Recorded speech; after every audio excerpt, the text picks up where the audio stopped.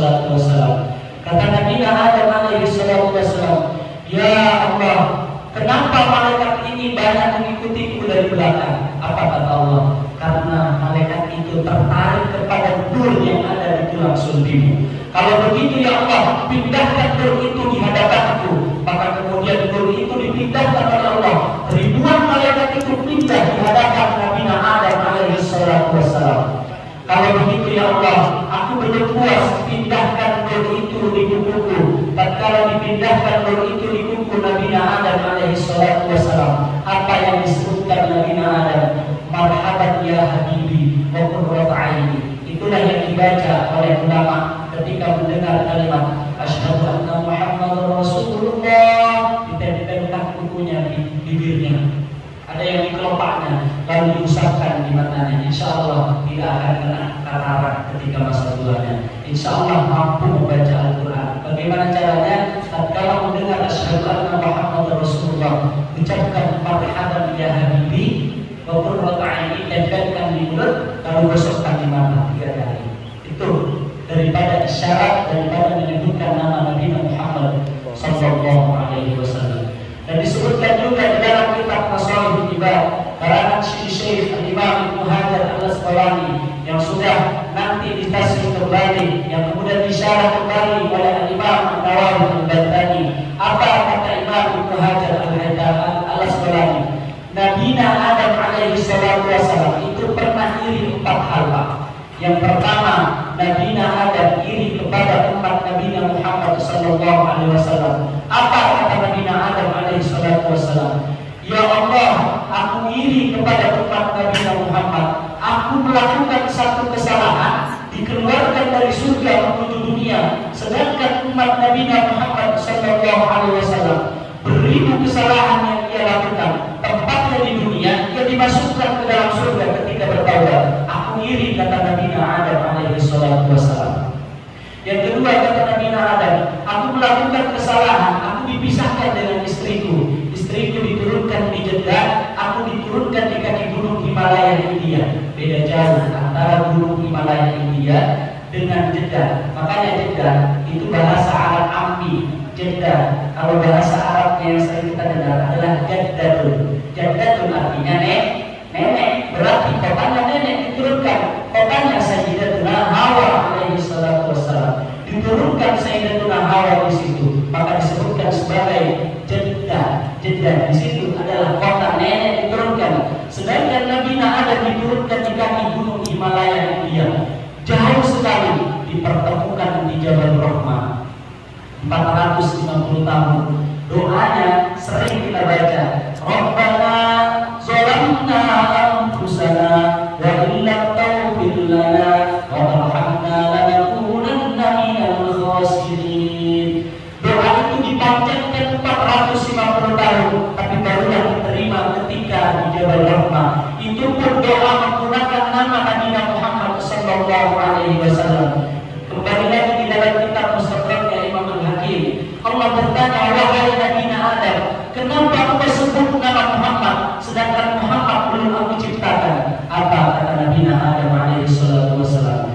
Ya Allah, tatkala selesai aku diciptakan, aku angkat kepalaku di atas arsy. Aku melihat di tiang singgasana arsy itu maktuban la ilaha illallah Muhammadur Rasulullah. Aku lihat di tiang singgasana arsy itu tertulis kalimat la ilaha illallah Muhammadur Rasulullah. Maka aku yakin seyakin-yakinnya bahwa nama ini bukan nama sembarangan. Maka aku gunakan bertobat kepada-Mu ya Allah. Apa kata Allah? Sadaqta ya Adam, betul wahai Adam. Laula Muhammad ma khalaqtuka ya Adam. Laula Muhammad ma khalaqtul aqlam. Kalau bukanlah karena Nabi Muhammad, tidaklah aku ciptakan engkau wahai Nabi Adam. Lalu kemudian tatkala berdoa seperti itu, dipertemukanlah juga dengan istrinya Siti Hawa. Ketika bertemu, kalimat itulah menjadi isyarat aku iri kepada umat Nabi Muhammad sallallahu alaihi wasallam. Iri yang ketiga kata Nabi Adam alaihi wasallam, aku melakukan kesalahan. Dengan satu kesalahan, aku diturunkan ke surga, aku diturunkan ke dunia dalam keadaan tidak berpakaian. Sedangkan umat Nabi Muhammad ada yang melakukan kesalahan tanpa berbusana, aku lakukan. Aku diturunkan oleh Allah Subhanahu wa taala di dunia. Aku iri, aku ingin menjadi umat Nabi Muhammad sallallahu alaihi wasallam. Di satu kisah juga disebutkan, kisahnya disebutkan dalam mimpinya Syekh Abdul Hasan Asy-Syadzili, karangan pengarang kitab Hizb Bahar, pengarang kitab Mafathul Aliyah, dan juga pemegang Thariqah Sanad dan juga mursyid Thariqah Syadziliyah. Apa kata Imam Abdul Hasan Asy-Syadzili, guru dari Imam Ibn Athaillah As-Sakandari, di dalam mimpinya melihat Nabi Muhammad sedang bercakap-cakap dengan Nabi Musa alaihi salatu wassalam. Di dalam mimpinya itu melihat dua sosok ini sedang bercakap-cakap.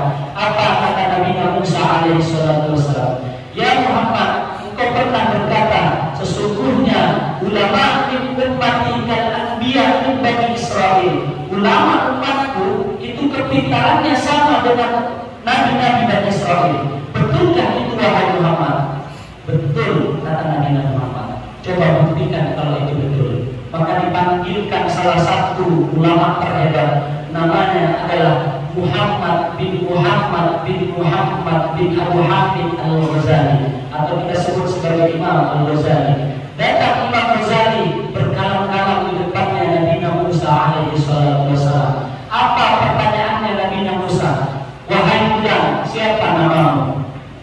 Namaku adalah Muhammad bin Muhammad bin Muhammad. Stop, kata Nabi Musa. Hei Muhammad, ini yang kau sebut cerdas umatku, kepintarannya sama dengan Nabi Bani Israil. Aku tanya namanya, dia ucap nama kakeknya, nama ayahnya. Harusnya ketika aku tanya namanya, siapa namamu? Dia cukup jawab, namaku adalah Muhammad. Bukan begitu ya Pak? Ketika kita ditanya, siapa namamu? Cukup sebutkan namamu, tidak usah sebut nama kakeknya.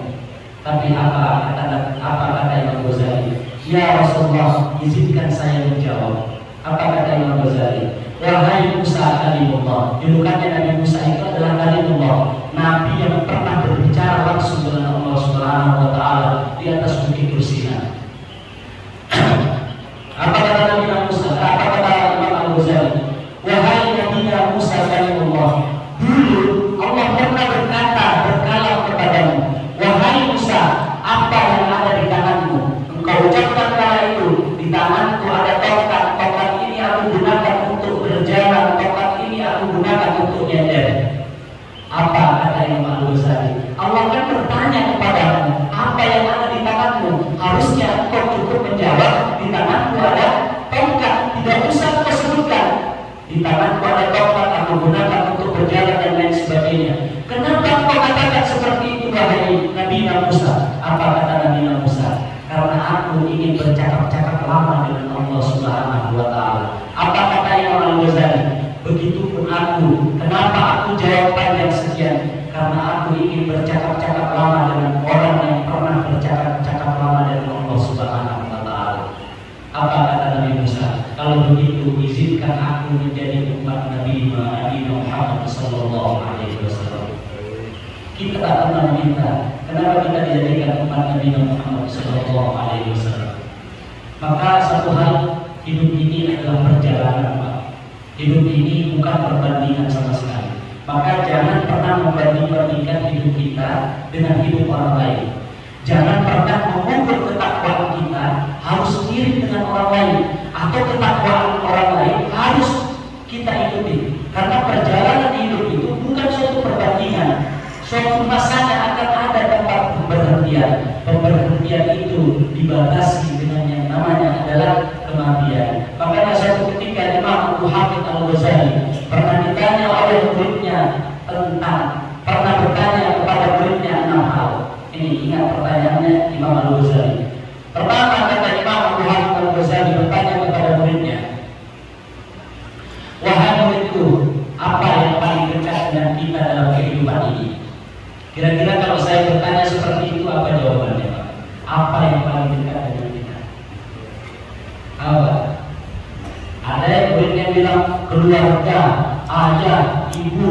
Betul kata Imam Abu Hamid Al-Ghazali. Tapi yang paling betul adalah kematian. Betul. Mati itu lari dari mati, mati. Sembunyi dari mati, mati. Kita takut mati, mati. Berani mati, mati. Ujungnya adalah mati. Mohon maaf, yang umurnya sekarang sudah 40, izin angkat tangan. 40. Yang sudah 40, izin. Baru satu orang, alhamdulillah. Kemungkinan itu di bawahnya atau di atasnya ada tadi 40. Yang di atas 40 Pak, 50, Masya Allah. Harus berani Pak. Kata guru kami, kalau umur 40 ini sudah waktunya jam 4. Yang 50 sudah jam 5, 1 jam lagi siap-siap. Yang 60, ada 60? Ada. Gak berani angkat tangan Ustaz. Tapi Masya Allah, Allah tuh sayang sama kita. Allah tuh gini ngeliat, ini hamba amalannya belum cukup, aku panjangkan dulu. Tapi ya kenapa ada orang yang menitipkan umur, tapi nggak sadar itu Firaun. Firaun itu 40 tahun tidak pernah sakit sedikit pun, bahkan sakit kepala tidak pernah sakit. Gak pernah sakit, dan kita setiap hari mikirin kira-kira sakit kepala. Firaun itu gak pernah sakit 40 tahun. Saking gak pernah sakit 40 tahun, apa yang diucapkan ketika Nabi Musa datang kepada Firaun? Oh ya ana rabbukumul a'la, aku adalah Tuhanku yang tertinggi. Engkau lihat sungai Nil ini di hadapan wahai Musa, itu akhir daripada bawah itu. Coba orang sombong apa Firaun? Gak pernah sakit, gak pernah menderita sedikit pun. Maka hati-hati Pak, umur yang panjang itu hanya dua. Kalau bukan penangguhan umur, yang kedua adalah kasih sayang dari Allah Subhanahu wa Ta'ala. Tapi saya yakin, saya yakin Allah melihat amal ibadah kita belum cukup, Allah panjangkan umur kita untuk kita persiapkan kembali kepada Allah Subhanahu wa Ta'ala. Perkara mati itu bukan perkara siapa yang tua betul, bukan jelas siapa yang sakit. Berapa banyak orang tetangga bilang tetangganya sakit-sakitnya dia yang kembali duluan. Ada begitu, ada Pak? Ada seorang cucu kakekku sudah tua, cucunya wafat duluan. Maka perkara kematian itu bukan perkara siapa yang tua, ibarat buah kelapa. Tidak selamanya yang muda yang jatuh, tidak selamanya yang tua yang jatuh. Kalau saya tanya sama anak-anak muda, nah yang jatuh yang mana duluan? Katanya yang tua. Tapi kalau saya tanya sama yang tua, yang mana yang muda? Yang muda. Kalau bulan Ramadan yang sering diambil yang mana? Nah, siap-siap. Ramadan adalah orang yang muda-muda. Artinya kematian ini adalah selalu meminta kita. Mohon maaf, kematian itu bukan dia yang mendatangi kita, tapi kita yang mendatangi kematian itu. Bagaimana buktinya? Di antara salah satu buktinya, Kiai Haji Al-Mafrullah Qaddasallahu sirrahu, Mbah Maimun Zubair. Itu apakah dia tahu kalau wafat di Mekah? Tidak tahu, maka diberikan kesempatan oleh Allah untuk mendatangi tempat kematiannya. Ketika sampai di kota Mekah ternyata diwafatkan oleh Allah Subhanahu wa Ta'ala. Maka berapa banyak orang yang lahir di Balikpapan itu wafatnya di Jawa. Berapa banyak orang yang di Jawa lahir wafatnya di Balikpapan, karena ada namanya malaikat Arham.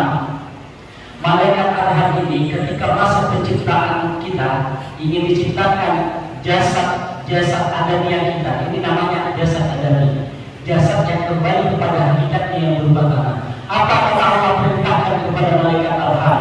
Wahai malaikat Arham, engkau ambil tanah dan tanah itu menjadi sumber penciptaannya manusia ini. Maka diambillah tanah itu dimasukkan ke dalam diri manusia itu. Kalau tanahnya tercipta dari tanah Mekah, maka nanti orang itu akan diberikan kesempatan sampai di kota Mekah. Di situ dia diwafatkan oleh Allah Subhanahu wa Ta'ala. Ada penciptaannya di Jawa mungkin, lahir di Balikpapan, diberikan kesempatan untuk jalan-jalan ke Jawa. Ternyata dia sedang mendatangi kematiannya. Maka perkara kematian itu bukan siapa yang tua. Memang kalau perkara kelahiran duluan kakek dibanding cucu, tapi perkara kematian kadang lebih dulu cucu dibanding kakek, dibanding nenek. Maka ayo siap-siap, kematian itu dekat dengan kita, dekat sekali dengan kita. Ada dua yang dekat dengan kita, rezeki dan kematian. Tapi bedanya, rezeki itu ada yang mendatangi, ada yang kita datangi. Ternyata kita hari ini lebih banyak mendatangi rezeki itu. Kita kejar mati-matian rezeki antara dua, kita dulu yang sampai kepada rezeki atau kematian dulu yang sampai dengan kita. Maka ya saudara, kita akan berpulang kepada Allah. Apa yang sudah kita persiapkan, bekal apa yang sudah kita berikan dari sekian umur yang Allah titipkan kepada kita sampai detik ini. Coba hitung-hitung apa kebaikan yang akan menjadi kenangan orang-orang saat kita meninggalkan dunia ini. Apa kata Al-Imam Fakhruddin Ar-Razi? Ada 3 hal. Tuba liman taraka dunya qabla an tatruka, wa bana qabrahu qabla an yadkhula, wa rada rabbahu qabla an yalqahu. Ada 3 hal kata Imam Fakhruddin Ar-Razi. Beruntunglah orang yang meninggalkan dunia sebelum dunia yang meninggalkannya. Yang kedua, beruntunglah orang yang membangun kuburannya sebelum dia memasuki kuburannya. Yang ketiga, beruntunglah ia yang mendapatkan ridho dari Allah sebelum dia bertemu dengan Allah Subhanahu wa Ta'ala. Maka kita persiapkan, kita akan berpulang, kita akan wafat. Berapa umur yang sudah diberikan oleh Allah? Anggap di sini 40, ada yang 50. Setengahnya itu kita sudah gunakan untuk tidur, betul? 50, 25 tahunnya itu kita sudah gunakan untuk tidur. Maka sisa berapa? Sisa 25. Oke, 25 tahun itu coba kita hitung itu. Berapa kita sudah berikan kebaikan di muka bumi ini? Berapa yang akan menjadi isyarat yang akan menjadikan kita nanti masuk ke dalam surga karena amal itu sendiri? Jangan-jangan kita banyak berjatuhan di jalan Tuhan. Apa maknanya berjatuhan di jalan Tuhan? Banyak hari ini orang-orang yang berjalan di jalan Allah, tapi ia gugur di tengah jalan karena satu hal, Pak. Dia gugur karena riya. Dia gugur dengan kesombongan. Amalannya amalan akhirat ditujukan untuk dunia, habis amalannya. Sedekah amalan apa, Pak? Akhirat apa dunia? Sedekah amalan apa? Akhirat kan? Tapi banyak hari ini yang ditujukan untuk dunia. Makanya hadis yang panjang di dalam riwayat Imam Muslim disebutkan ada 3 orang, ada 3 kelompok pertama kali yang akan diceburkan ke dalam neraka. Perhatikan, tiada kelompok yang lain, bahkan orang kafir munafik itu belum diceburkan kecuali 3 orang ini. Bahayanya 3 orang ini. Yang pertama adalah kelompok yang mati syahid. Oh, mati syahid kan keren, Ustaz. Kenapa kok dia diceburkan pertama kali? Maka dipanggillah, wahai Tuhan, abdilni, sampaikan kepadaku tentang rahmatmu yang aku titipkan kepadamu di dunia. Apa kata orang yang mati syahid? Ya Allah, aku melakukan semua ini adalah untukmu ya Allah. Aku berjuang kemudian ingin mendapatkan sebutan sebagai seorang syahid ya Allah. Semua aku lakukan untukmu ya Allah. Tapi apa kata Allah?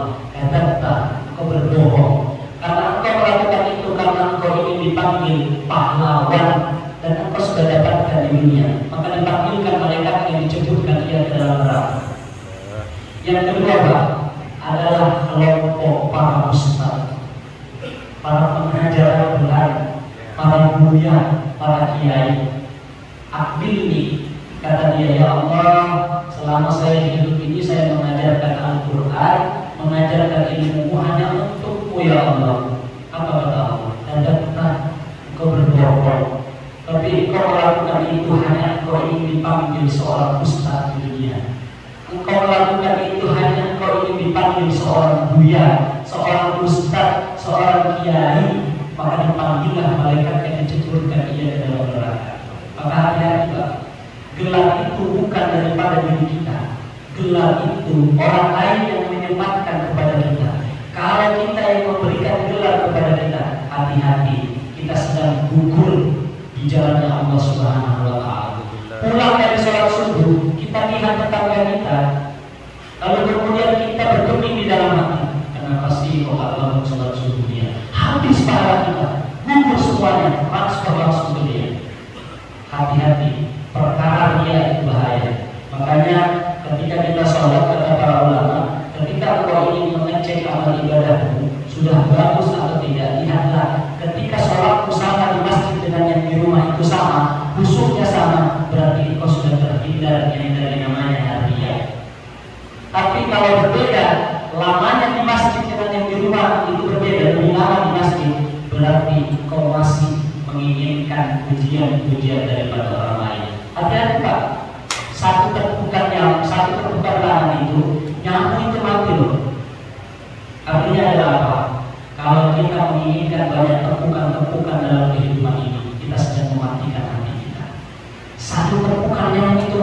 berarti kalau banyak tepukan yang kita inginkan, disitulah amal kita sedang dimatikan oleh Allah Subhanahu wa Ta'ala. Kembali kepada Imam Muhammad Al-Ghazali, apa yang paling jauh dengan kita, nak, kata beliau? Apa bedanya bulan, bintang? Betul, kata Imam Muhammad Al-Ghazali. Tapi yang paling jauh dengan kita apa? Kira-kira apa yang paling jauh? Masa lalu. Masa lalu itu jauh sekali. Maka jangan pernah melihat selamanya kepada masa lalu. Masa lalu itu hanya dua. Kalau dia buruk, kembalikan kepada Allah, istighfari. Kalau dia baik, doakan semoga menjadi jariah untuk kita. Ibarat kita sedang naik sepeda motor, jangan selamanya melihat ke kaca spion. Tiba-tiba kita masuk ke dalam jurang, kita tidak tahu. Maka oleh sebab itu, jangan terus mengungkit-ungkit masa lalu kita. Tapi ya begitulah manusia. Manusia itu selama hidup akan sering mendapatkan membuat komentar dari orang lain. Bahkan ketika kita taubat hari ini, yang diceritakan adalah masa lalu kita. Itulah manusia. Maka jangan terlalu menyandarkan harapan kepada manusia. Manusia itu selalu menceritakan hal-hal yang tidak baik dengan kita. Maka kata Imam Ibnu Athaillah As-Sakandari, jangan engkau menyandarkan harapan kepada orang yang punya harapan juga. Maka sandarkan kepada harapan kepada zat yang tidak memiliki harapan lagi. Ia hanya memberikan harapan kepada yang meminta harapan. Siapa itu? Yaitu Allah Subhanahu wa Ta'ala. Yang ketiga, kata Imam Muhammad Al-Ghazali, apa yang paling besar di dunia ini? Apa yang paling besar di dunia ini? Nafsu. Nafsu. Nafsu yang paling besar. Besar dan nafsu. Nafsu itu apa? Nafsu itu selalu ingin ditaati tapi tidak mau mentaati. Selalu ingin diikuti tapi tidak mau mengikuti. Maka kalau kita mau ngecek kita ini sedang kemudian dikuasai oleh hawa nafsu, coba cek seberapa sering kita bersilaturahim dengan orang-orang yang memusuhi kita. Kalau semakin sering kita bersilaturahim, berarti nafsu itu kan punya poros. Nafsu itu punya poros. Porosnya itu adalah hati. Kalau nafsu itu menjadi rajanya hati, habis kehidupan kita.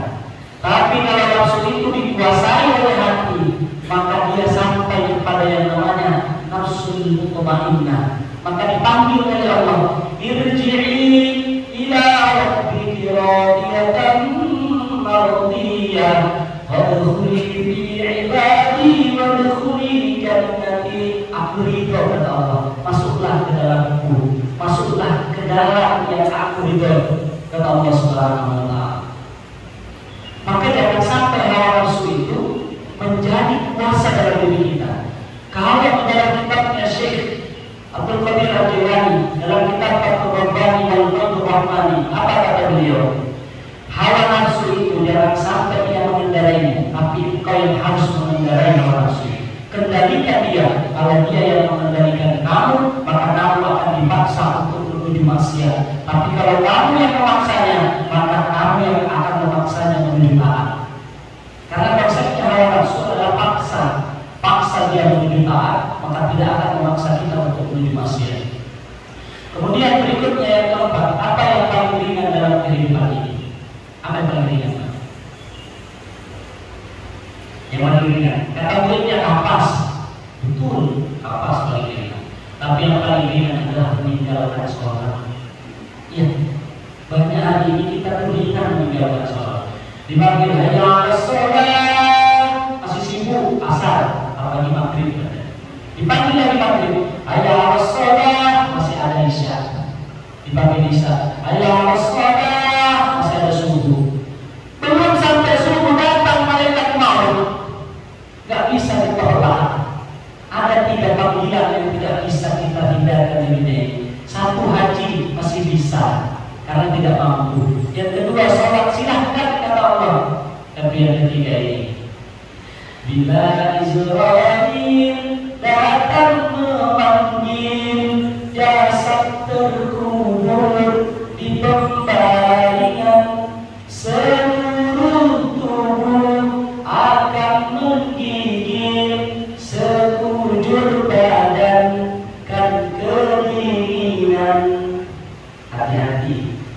yang sederhana. Ada yang bilang begini Ustaz, kalau bukan banyak patungnya itu tidak dimasuki oleh malaikat. Nah, malaikat ini mau banyak patungnya mau apa itu datang. Ya kan ada yang hadis begini kan? Kalau banyak patungnya di dalam rumah malaikat tak masuk. Nggak bisa kalau malaikat Israel. Mau ada patung mau apa kalau waktunya datang ayo kembali kata malaikat Israel. Oleh sebab itu jangan pernah meninggalkan sholat. Jangan pernah merasa ringan. Ada neraka khusus untuk orang yang meninggalkan sholat. Apa nerakanya namanya Pak? Neraka Sakor. Masalahnya bisa kenapa engkau dimasukkan ke dalam neraka ini? Kata para malaikat. Qalu lam naku minal musallin. Kami dulu menunaikan sholat, kami tidak sholat. Alladzina hum an sholatihim sahun. Ternyata orang-orang yang mempermainkan agama adalah orang yang bermalas-malasan ketika sholat, disebutkan di dalam Al-Quran surah Al-Ma'un. Ternyata mendusturkan agama, hati-hati, jangan pernah meninggalkan sholat. Ibarat kita hidup itu, rukun Islam itu menjadi tangan kita, jari-jari kita. Yang pertama adalah syahadat, yang kedua adalah sholat, tiga adalah zakat, 4 adalah 5 adalah haji. Saya sedang pegang gelas. Ketika tidak haji, saya masih bisa pegang Pak. Ketika saya tidak puasa, itu masih disebut sebagai Islam karena saya mampu mengkodoknya. Barangkali saya sakit. Ketika saya tidak zakat, karena saya tidak mampu, itu masih saya bisa pegang. Tapi kalau saya tidak sholat, apa yang terjadi? Jatuh gelas ini. Sholat itu jangan dimain-main. Memang disebutkan di dalam Al-Quran, innal hayatud dunya la'ibun wa lahu. Hidup ini adalah permainan, tapi jangan dibuat main-main. Jangan dibuat main-main. Memang mainan, tapi jangan dibuat main-mainan. Sholat jangan dibuat main-main. Jangan dibuat selalu ringan. Karena nerakanya khusus neraka Sakor luar biasa. Kemudian apa yang paling berat dalam kehidupan ini? Kata Imam Ghazali bertanya kepada muridnya, apa yang paling berat? Jawab muridnya, besi, nikel, emas, betul. Tapi yang paling berat adalah amanah. Amanah itu berat. Musim politik ini banyak orang-orang yang mengejar amanah, banyak yang mengejar, tapi sanggupkah dia mengemban amanah itu? Amanah ini pernah diturunkan kepada gunung, pernah diturunkan kepada pohon-pohon, kepada lautan, tapi tak ada, semuanya menolak. Tapi yang mau menerimanya kala itu adalah manusia. Wa kana al-insanu zaluman jahula. Ternyata dia sedang masuk dalam kesesatan yang disebut sebagai zaluman jahula kalau dia tidak mampu mengemban amanah ini. Maka salah satu unsur munafik di dalam hadis Nabi Muhammad SAW, tidak umina khona, apabila dia diberikan amanah dia berkhianat. Nama ibunya Nabi Muhammad itu adalah Aminah. Nama ayahnya Nabi Muhammad adalah Abdullah.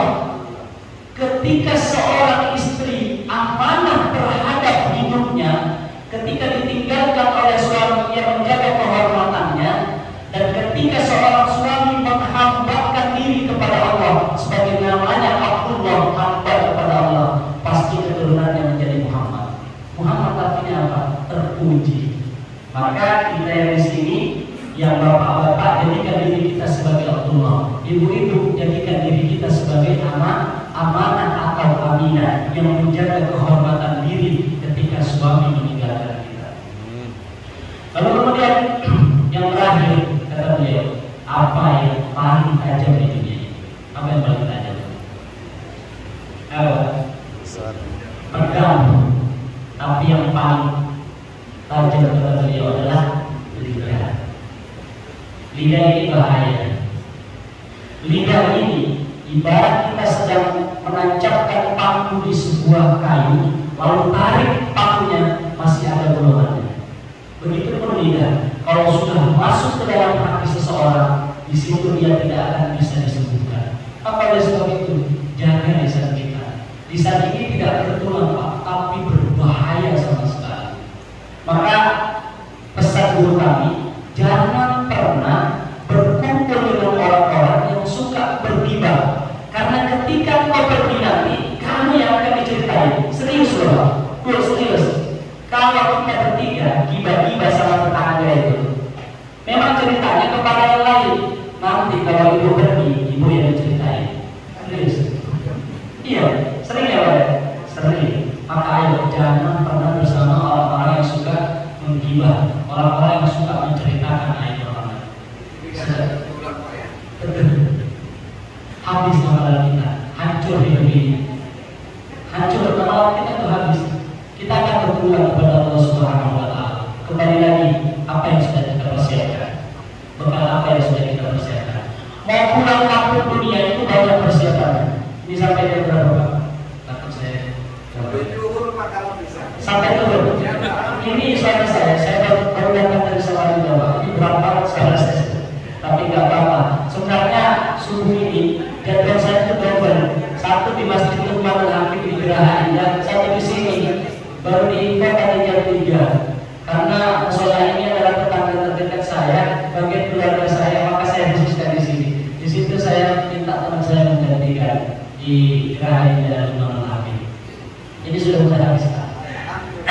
Insya Allah kita lanjut, tidak apa-apa. Kalau untuk dakwah tidak apa-apa. Insya Allah semoga jadi jariah di sisi Allah Subhanahu wa Ta'ala. Orang yang pulang kampung itu persiapannya banyak betul. Beli tiket jauh-jauh hari, nggak dapat tiket pesawat lewat kapal, bahkan tidak dapat tiket VIP habisnya ekonomi. Coba perhatikan, ketika tidak dapat tiket ekonomi saja, mereka bahkan ada yang berani tidur di samping kamar mandi. Kapalnya sampai berbesar-besarkan. Ketika kapal sampai, ada mobil yang menjemput, barangnya dimasukin ke dalam mobil, mobilnya pergi, orangnya ketinggalan. Karena saking ingin pulang kampung cepat-cepatnya. Tapi coba kita perhatikan apa yang kita sudah bangun untuk akhirat kita. Sudah berapa banyak harta kita ini yang nanti akan menolong kita di akhirat. Sesi terakhir saya tutup dengan kisah. Saya pernah satu pesawat dengan seorang ibu.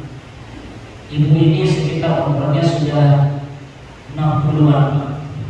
Itu di samping saya.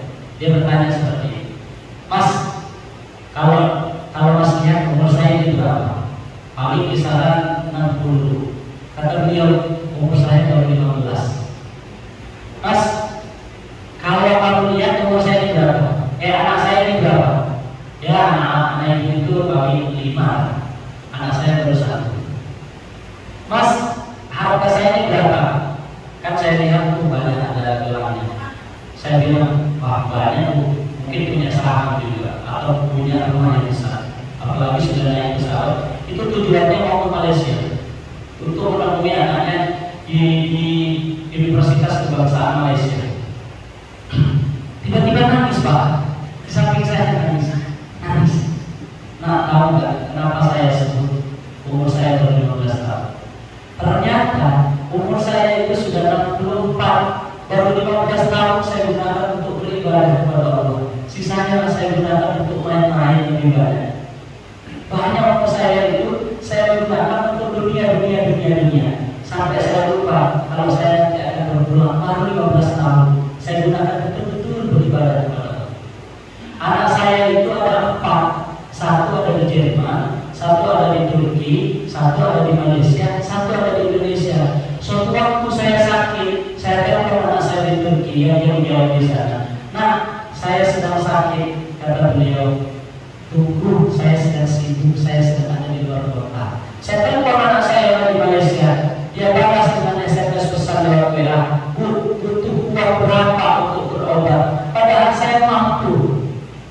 Lalu saya telepon anak saya di Jerman, maaf saya sedang sibuk. Saya telepon anak saya yang ada di Indonesia.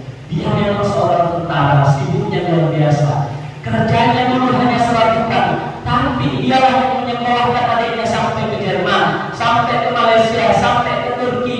Ketika saya sakit, dia yang mendatangi saya, membidik saya, datang kepada saya.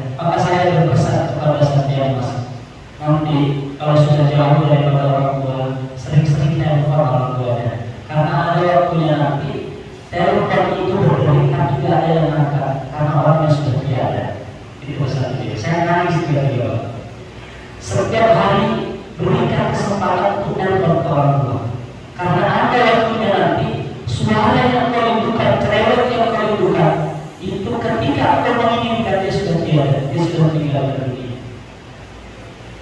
Yang terakhir kata beliau, harta saya ini baru bisa 15 sampai 12 juta, saya sebutkan tadi.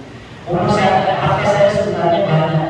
Saya salah satu pemegang saham di PT Batubara, inisialnya B. Tapi saya hitung kok baru 15 sampai 20 juta harta saya. Ternyata baru itu yang akan saya jumpai di akhir nanti. Dari sekian harta saya, itu saya banyak saya gunakan untuk ria yang dipuji oleh orang lain, dan habis semuanya. Dan baru 15 juta itu yang betul saya niatkan untuk Allah Subhanahu wa Ta'ala. Oleh sebab itu, ayo Pak, kita persiapkan, kita akan pulang, kita akan kembali kepada Allah Subhanahu wa Ta'ala. Harimau mati meninggalkan belang, gajah mati meninggalkan, manusia mati meninggalkan hutan, meninggalkan nama. Tapi ada dua nama Abu Jahal kan yang kita tinggalkan, ataukah nama Muhammad? Kalau nama Abu Jahal itu sepanjang tahun, sepanjang zaman sampai hari kiamat akan dikenal. Begitupun nama Nabi Muhammad sampai akhir zaman pun akan disebut. Kalau yang kita pilih adalah nama yang terbaik, pastikan nama kita adalah menjadi bagian doa di sisi Allah Subhanahu wa Ta'ala. Untuk itu saya buka pertanyaan 2 menit aja. Saya akan buka, silakan Pak. Mungkin ada satu pertanyaan, harusnya kan saya buka di sebelumnya. Silakan. Waalaikumsalam warahmatullahi wabarakatuh. Gibah. Oh, gibah. Pertanyaan saya, ada pernah saya mendengar seorang ustaz mengatakan bahwa orang yang menggibah lebih banyak dosanya daripada yang orang yang digibah, lebih banyak dosanya yang digibah daripada yang digibah. Apakah itu betul Ustaz? Jadi yang digibah itu lebih besar dosanya daripada yang menggibah. Terima kasih. Baik. Kalau sebelum digibah barangkali besar, tapi setelah digibah transfer kepada yang menggibah, transfer dosa itu ada Pak. Maka hati-hati, ada doa yang mudah diterima oleh Allah, adalah doa orang yang terzolimi. Orang yang digibah itu adalah ia sedang terzolimi. Sekali angkat doa diterima doanya di sisi Allah. Apa buktinya? Nabi Muhammad masuk ke negeri Taif, itu dilempar batu, berdarah pipisnya, berdarah kakinya. Datang Zaid bin Harisah, ya Rasulullah, kau ini punya doa yang mustajabah, kenapa kau tidak pakai? Sekali kau angkat tanganmu, maka semuanya akan turun apa yang kau minta. Apa kata Nabi Muhammad? Jangan, mereka itu adalah umatku. Tapi apa doa Nabi? Tetapi saya minta semoga di tulang sulbinya nanti lahir keturunan yang akan beriman kepada Allah. Maka coba lihat di negeri Taif, 100% adalah orang Islam. Itu berkat doa Nabi Muhammad SAW. Kalau sedang terzalimi, kalau sedang digibahi, bersyukurlah karena sedang transfer dosa. Tapi jangan ditambah lagi Pak, transfer dosa kepada orang yang menggibahi kita. Tapi bagaimana orang bergibah itu? Kata guru kami, seseorang, ini diambil di dalam kitab Risalah Al-Busyairiyah, Imam Al-Busyairi menyebutkan seorang pemuda membawa kapas, lalu kapas itu dihamburkan di pasar. Setelah dihamburkan, kata gurunya, nak ambil lagi kapas itu. Kira-kira sama nggak dengan yang dihamburkan? Nggak sama. Begitulah konsep gibah. Kita mungkin mendapatkan pahala, tapi setelah itu kita bergibah, maka pahala itu berhamburan seperti kapas. Ketika kita mau menyatukan kembali, tidak ada satu hal yang mampu menyatukan kecuali unsur hati dengan hati, yaitu silaturahim antara manusia dengan manusia. Dua dosa, satu hubungannya dengan Allah, satu hubungannya dengan manusia. Hubungannya dengan Allah, istighfar, sholat, dan lain sebagainya. Tapi kalau hubungannya dengan manusia itu banyak, termasuk hutang, ya, termasuk hutang adalah hubungan sesama manusia. Dan juga jangan pernah menyakiti satu hal apapun terhadap manusia. Kita lahir butuh manusia, wafat juga butuh manusia. Kalau sudah tidak butuh manusia, siapkan kuburan kita sebelum wafat. Bungkus diri kita sebelum kita wafat. Ada yang saya bungkus dirinya sebelum wafat? Bungkus selalu ucapkan innalillahi wa inna. Muka sendiri, bungkus muka sendiri, kubur sendiri, gotong sendiri, gak bisa. Maka kita selalu dituntut dengan manusia. Setiap kali disebutkan innalladzina amanu, pasti disebutkan wa'amilus sholihat. Kalau beriman kepada Allah, koneksi bersama manusia juga sinambungkan. Jadi habislah pahala. Sekian mungkin yang bisa saya sampaikan. Kita tutup dengan doa dan munajat kepada Allah Subhanahu wa taala untuk segala hajat kita. Ila hadratin Nabi sallallahu alaihi wasallam. Al-Fatihah.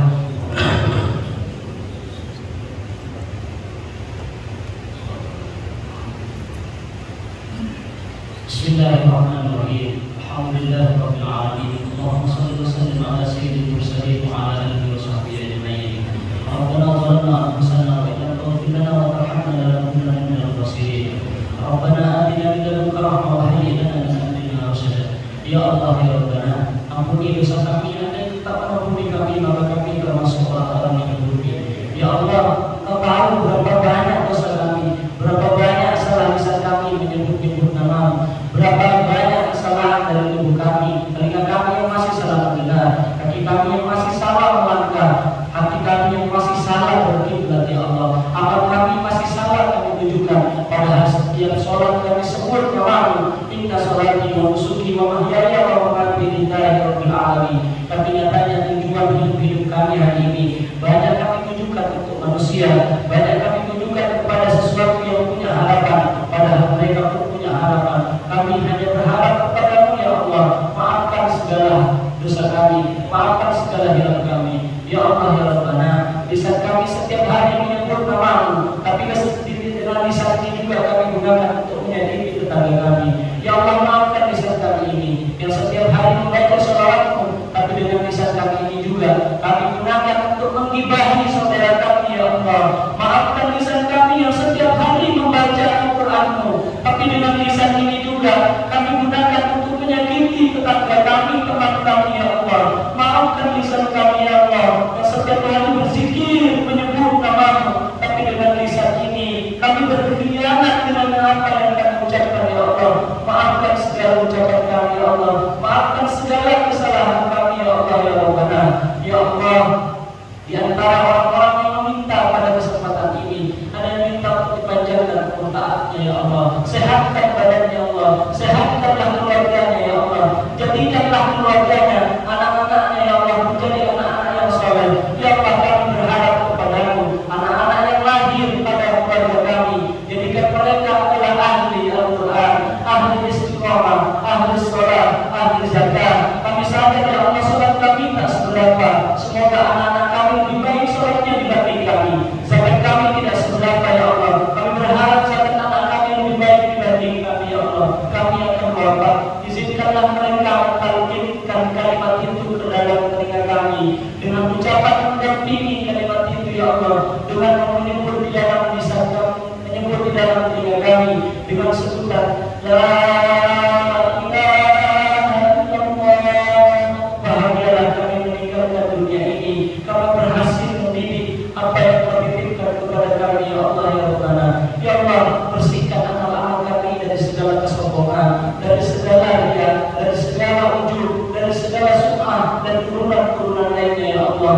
Ya Allah, wafatkan kami dalam keadaan husnul khotimah. Jangan wafatkan kami dalam keadaan amal yang terburuk. Jangan wafatkan kami dalam keadaan hal-hal yang tidak baik ya Allah.